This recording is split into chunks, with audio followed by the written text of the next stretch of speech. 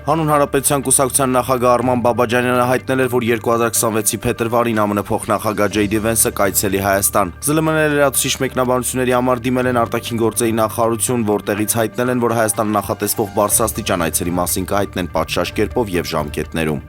ԱՄՆ-ում Հայաստանի Հանրապետության դեսպան Նարեկ Մկրտչյանը Սպիտակ տանը հանդիպում է ունեցել Միացյալ Նահանգների նախագահ Դոնալդ Թրամփի հետ։ Նախագահ Թրամփն առանձնակիորեն ընդգծել է Հայաստանի Հանրապետության վարչապետ Նիկոլ Փաշինյանի առաջնորդությունն ու նրա նշանակալի դերակատարությունը հաստատված խաղաղության գործընթացում։ Թրամփը Հայաստանի Հանրապետության վարչապետ Փաշինյանին է փոխանցել նաև անձնական մակագրությամբ նվերի նշան բարձր գնահատանքի։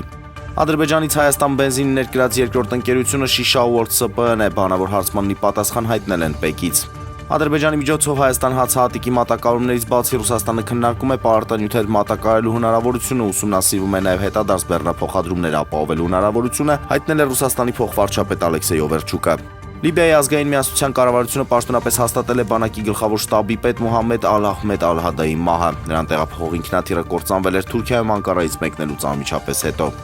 Հայաստանի ազգային հավաքականի եւ սերբական Ցրվենա Զվեզդայի պաշտպան Նաիր Տիկնիզյանը խոստովանել է, որ ներկայումս ունի 4 քաղաքացիություն հայկական, ռուսական եւ սերբական անձնագրերից հետո նա ստացել է նաեւ ամերիկյան անձնագիր։ Ինչու է ինձ պետք այս անձնագիրը, որովհետեւ յուրաքանչյուր իրեն հարգող հայ պետք է ունենա ԱՄՆ